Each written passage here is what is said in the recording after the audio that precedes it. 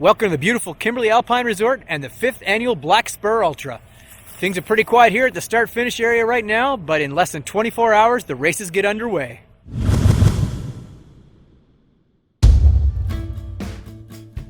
Participants had to check in the night before the race, where they picked up their swag bag with their shirt, race number, some beef jerky, and a few other things. There was also a mini race expo where you could pick up souvenirs.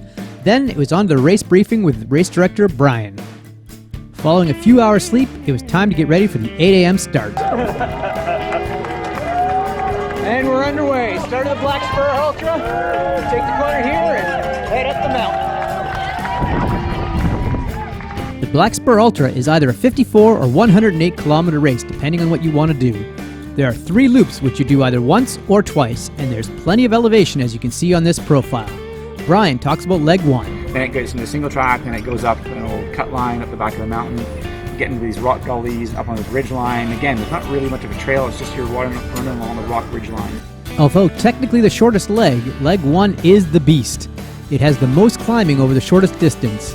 It does feature one aid station about the midpoint mark, but the rest of that race course, you're going either straight up or pretty much straight down. But as you can see, there's some pretty sweet trails that we got to follow on our way back into the ski resort. This is the end of stage 1, and we'll be doing this for all the laps coming down the mountain here. Quick stop here at the transition aid station, fill up in the water and the food, and back out for lap 2. Because we saw this aid station between every single loop, it is fully stocked. There's pretty much something for everybody, no matter how you're feeling. Next loop was leg 2, which is called the Toad. It has a little less climbing than the first leg and is also a bit longer. Starts out with some great single track. Leg 2 winds and winds and winds. If you look at the map, it's twists all over the place.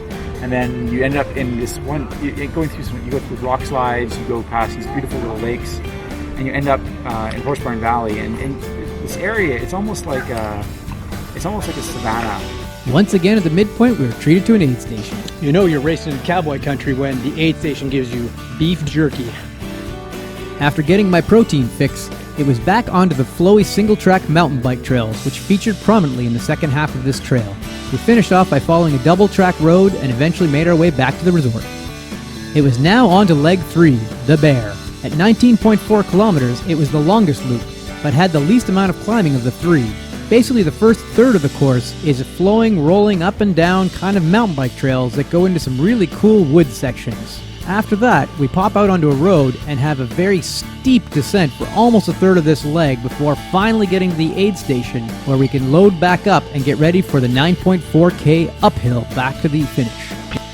Oh, this leg 3 is gorgeous. It's a big climb up, but it's all exposed. You get the beautiful mountain views the whole way up. Probably the best part of the entire course. After the brilliant climb, we were treated to yet again more beautiful forest trail before finally popping out on cross-country ski trails that lead us back to the ski hills. So, just wrapped up leg 3. Took a little quick break here, refilled my fluids, refilled my food. About to head out for the second round of the 3 loops. Crossing the midpoint of the race is where things start to get interesting. Here's Brian talking about the overall appeal of the Black Spur.